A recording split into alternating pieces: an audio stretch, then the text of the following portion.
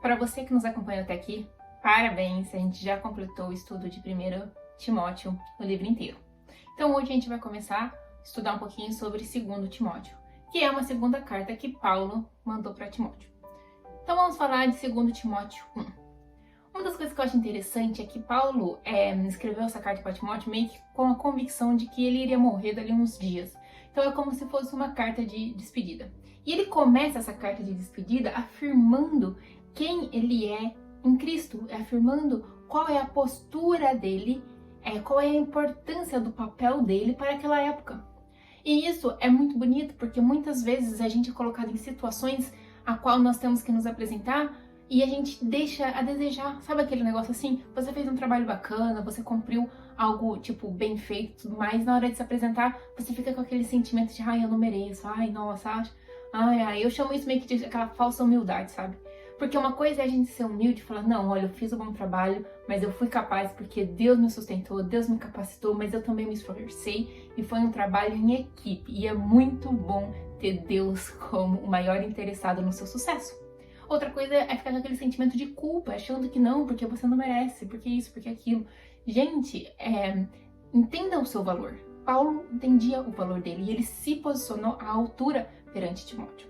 E depois lá, no versículo, próximo do versículo 6 por aí, ele vai então e fala para Timóteo, Timóteo, tenha ânimo, porque você não pode deixar passar o seu chamado. Você tem que pegar o dom e o talento que já foi te dado e você tem que aprimorar esse dom e esse talento. Você tem que investir tempo, você tem que se dedicar para tornar o que já é te dado em algo ainda melhor, em algo profissional mesmo, porque Deus ele trabalha em parceria com o homem, então ele vai te capacitar a algo e vai ter coisas que você vai ter mais facilidade de fazer do que outra pessoa, mas é a sua responsabilidade e a minha responsabilidade a parte de aprimorar.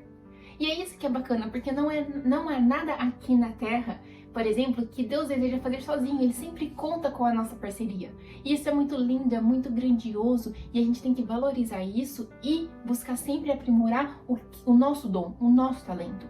Então tem aquelas pessoas que falam assim, já nasci sabendo cantar, então eu não preciso estudar, não preciso me aprimorar, e vida que segue. Não, porque aquela pessoa que não nasceu sabendo, se ela batalhar e tudo mais, ela pode até ser boa igual você, mas se você que tem o dom, batalhar, aprimorar, buscar entender sobre tom, sobre, enfim, né? Eu não entendo nada de negócio vocal, mas se você procurar se aprimorar, com certeza você será a melhor das melhores, porque você nasceu para isso. Tá entendendo? Deus deseja que o ser humano trabalhe em parceria com ele, é por isso que você tem um dom específico que o seu vizinho não tem, porque o plano de Deus ele é completo, então para um é dado A, para outro é dado B, e tudo bem. Lá no versículo 7, eu vou até ler aqui porque eu acho fantástico, ele fala assim, ó, porque Deus não nos deu o espírito de temor, mas de fortaleza, e de amor, e de moderação. Eu acho muito legal porque ele poderia ter falado, espírito de amor, ficado por isso, ou então espírito de força, e ter ficado por isso também. Ou, de moderação. Mas não, é os três. E por que os três? Porque há equilíbrio nos três. A força para você continuar, a moderação para você ponderar e o amor para você motivar, para você se motivar. Isso é, qual vai ser o impulso do seu coração hoje? Esse impulso tem que ser baseado no amor. E a força tem que ser presente, porque certamente vai haver momentos de desânimo. E a moderação tem que estar sempre de maneira efetiva em nosso coração, trazendo à existência as ações, sendo equilibradas pelo amor e sendo trazidas à existência através da força, mas tudo de maneira sábia, isso é, de maneira moderada. Então você precisa dos três. As suas ações têm que sempre refletir os três. A sua força, a sua moderação e o seu amor. Tem que sempre partir do amor, com a força em agir a favor de, e sempre na moderação de que até que ponto você pode ir, até que ponto você vai estar invadindo o espaço do próximo, até que ponto é sua responsabilidade, até que ponto não é sua responsabilidade. Então peça para Deus que você tenha essa sabedoria no seu agir. E Paulo continua para Timóteo, olha Timóteo, não fica com vergonha de que pelo fato de que eu tô aqui na prisão. Porque Paulo estava na prisão em Roma, né? Estava escrevendo então essa última carta para Timóteo.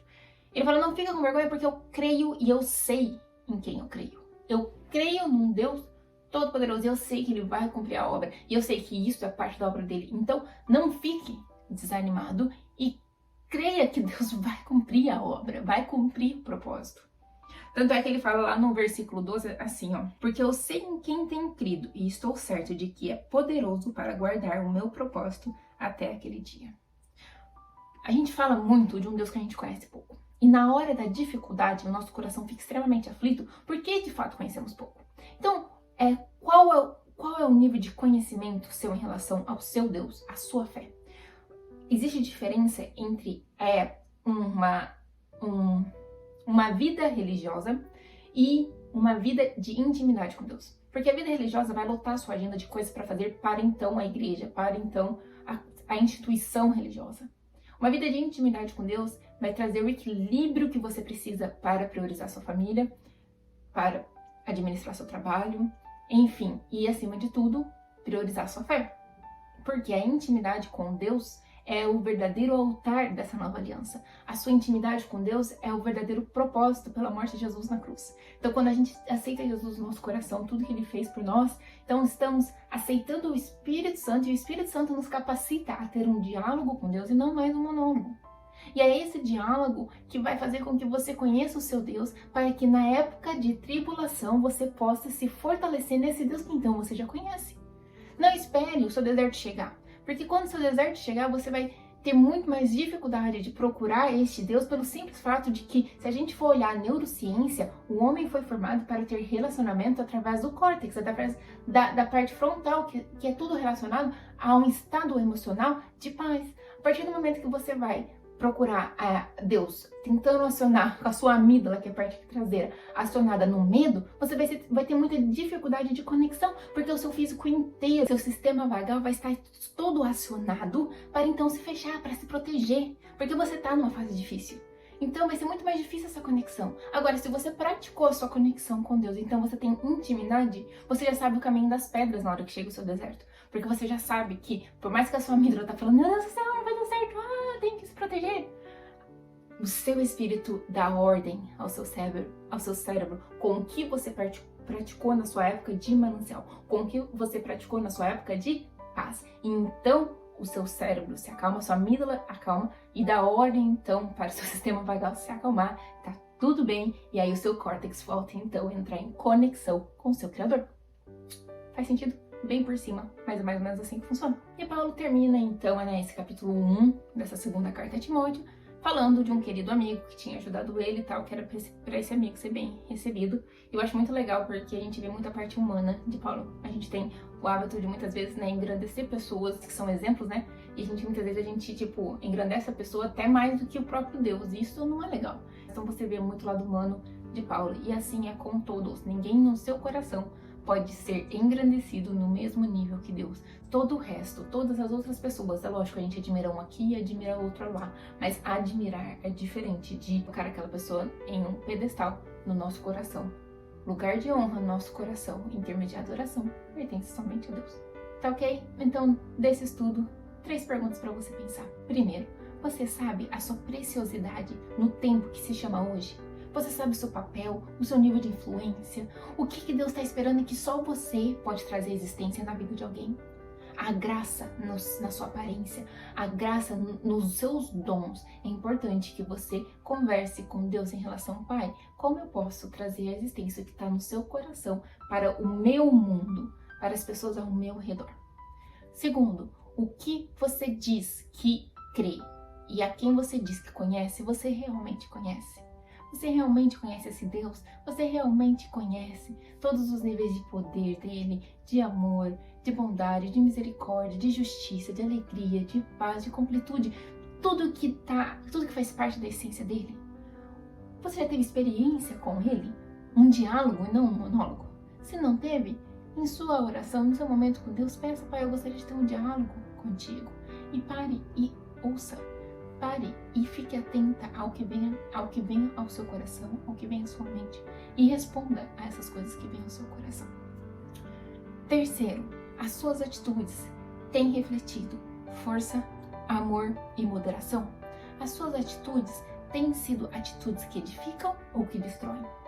Pensa sobre isso. Você foi chamado para ter atitudes que edificam, atitudes que são baseadas no amor, na moderação e na força, na dedicação de edificar.